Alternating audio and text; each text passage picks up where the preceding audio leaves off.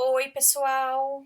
Hoje nós vamos tratar a respeito do procedimento do cumprimento de sentença de obrigação de entrega de coisa, que está disposto lá no artigo 538 do Código de Processo Civil. Ele é um procedimento bem simples.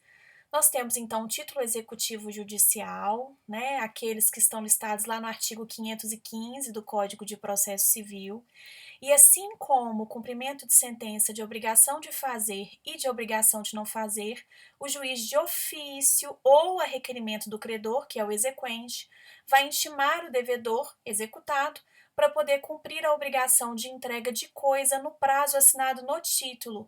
Então, gente, o prazo também, assim como acontece nos cumprimentos de sentença de obrigação de fazer ou de não fazer, o prazo que é utilizado para que o executado cumpra a obrigação é o prazo que está disposto no título. Não há na lei um prazo específico para o cumprimento de sentença de obrigação de entrega de coisa, ok? O executado, então, gente, é intimado, né, para poder cumprir a obrigação no prazo do título e, devidamente intimado, ele tem algumas possibilidades. Ele pode cumprir a obrigação e, se ele cumprir a obrigação, haverá extinção do cumprimento de sentença, ou pode acontecer o prosseguimento, tá, desse cumprimento de sentença para que haja o pagamento de possíveis benfeitorias ou ressarcimento de prejuízos. O que quer dizer isso, gente? Às vezes, o executado ele fez alguma benfeitoria nesse bem, ele fez alguma modificação positiva nesse bem, né? Ele fez alguma alteração nesse bem que ele tem direito, então, a receber o valor dessas benfeitorias. Obviamente, gente, e o Código de Processo Civil é bem claro quando ele fala a respeito dessas benfeitorias, o pagamento de indenização pelas benfeitorias tem que ter sido discutido em sede de processo de conhecimento, ok? E aí, quando a gente tem a fase do cumprimento de sentença, já tendo uma discussão anterior a respeito dessas benfeitorias em sede de processo de conhecimento, no momento em que o executado entrega a coisa, ele tem o direito de receber o valor, né, a indenização pelas benfeitorias. Pode acontecer, no entanto, desse bem também ter tido alguma depreciação, né? Então, pode acontecer algum prejuízo, dele ter tido algum desgaste, enfim. E aí, neste caso, vai haver a entrega do bem, mas haverá o prosseguimento, porque será necessário ressarcir o exequente dos prejuízos, ou seja, né, da depreciação que houve no bem em virtude desse bem aí ter sido entregue somente agora, ou em virtude de algum problema, ou mesmo uma dilapidação que aconteceu, enfim, né? Vamos colocar um exemplo aqui, tá? Vamos supor que seja um veículo, né, o objeto aqui desse cumprimento de sentença, tá, de obrigação de entrega de coisa. E aí, então, gente, o executado, ele deveria entregar esse veículo para a exequente. E aí, durante o processo de conhecimento, ele faz uma série de melhorias nesse bem, tá? Como ele faz uma série de melhorias nesse bem e ele discute isso em sede de processo de conhecimento, comprova essas benfeitorias, quando ele cumpre, né, essa obrigação e entrega a coisa, ele tem o direito de ser indenizado por essas benfeitorias. Pode acontecer também o contrário.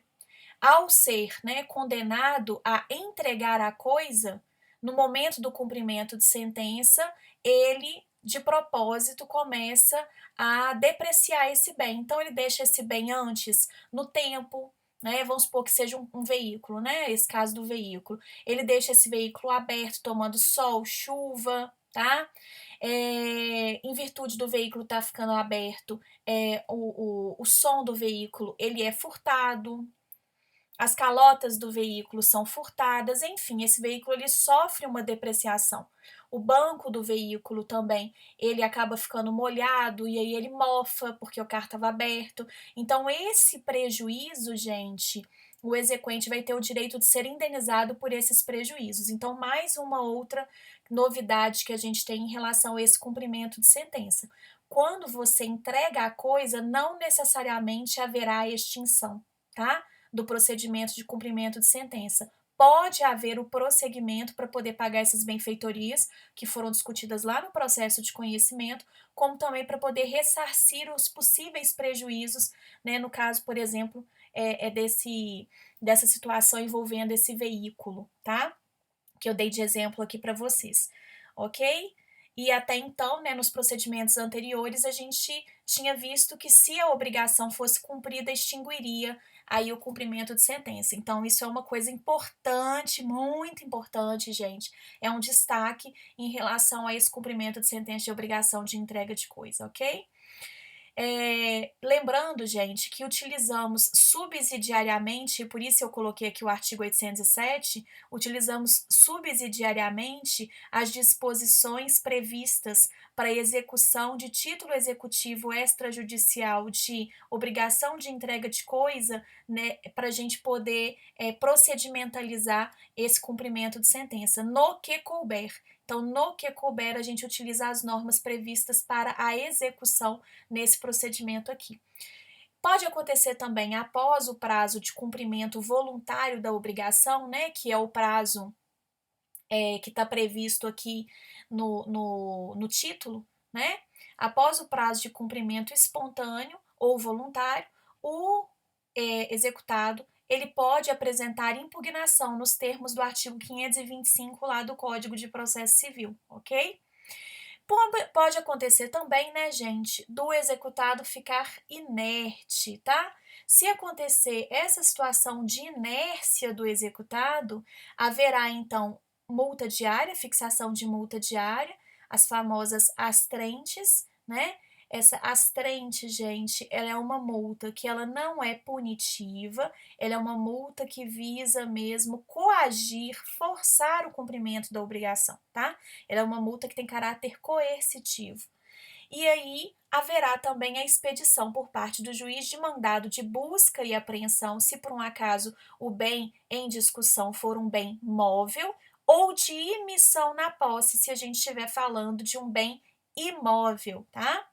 Se por um acaso, gente, mesmo após a expedição desse mandado de busca e apreensão ou de imissão na posse, a coisa não for entregue, se ela não for encontrada, se ela tiver em poder de terceiro e o exequente não reclamar essa coisa que está em poder de terceiro, vai acontecer então a situação do exequente ter o direito à indenização referente ao valor da coisa, mais perdas e danos. Para que seja apurado, gente, o valor da coisa e o quantum relativo a essas perdas e danos, haverá o procedimento de liquidação e logo após a liquidação, né, o procedimento de liquidação, quando eu já tenho esses valores apurados, após esse procedimento aqui de liquidação, haverá então o prosseguimento desse procedimento de cumprimento de sentença de obrigação de entrega de coisa pelo procedimento de cumprimento de sentença por quantia certa, com a incidência ainda da multa por litigância de má-fé prevista lá no artigo 536, parágrafo 3º do Código de Processo Civil. Então é isso, gente, é um procedimento simples, né? No entanto, ele tem essas particularidades que eu destaquei a vocês, referentes principalmente a essa questão do cumprimento da obrigação não gerar automaticamente a extinção, ok? Espero que vocês tenham gostado. Um grande abraço e até o nosso próximo vídeo.